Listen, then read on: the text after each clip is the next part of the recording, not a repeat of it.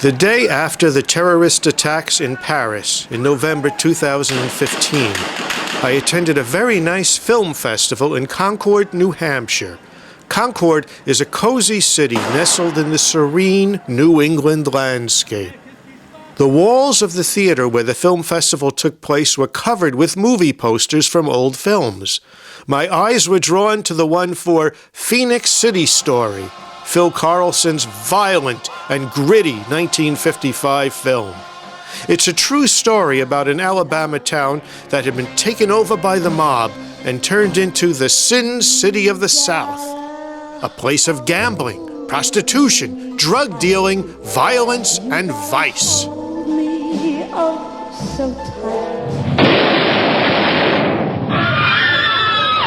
That has given your city the name of Sin Town, USA. I wanted you to smell the stench of it.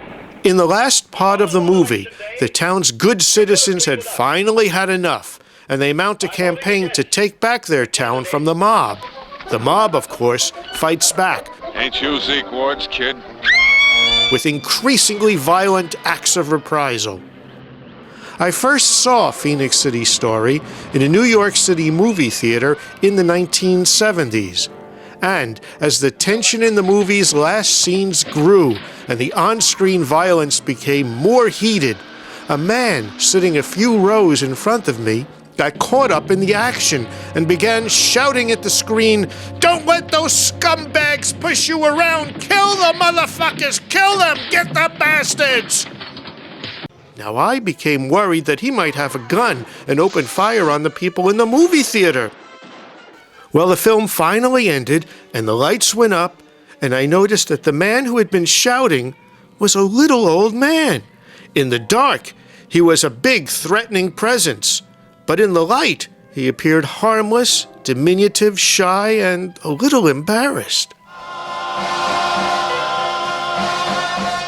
As I said, this was in the 1970s, and movie theater shootings didn't happen back then. But the world has changed, tragically. Violence and terrorism have become the norm.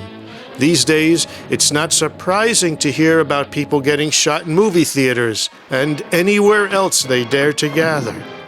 It seems like it's getting easier and easier for more and more fanatics to do more and more harm to more and more people. And so I sit here in the darkness, waiting for the lights to go on and reveal that the threat is really something benign. But this is the real world, not a movie theater, and I'm beginning to wonder if the lights will ever come on again. They're sending the militia.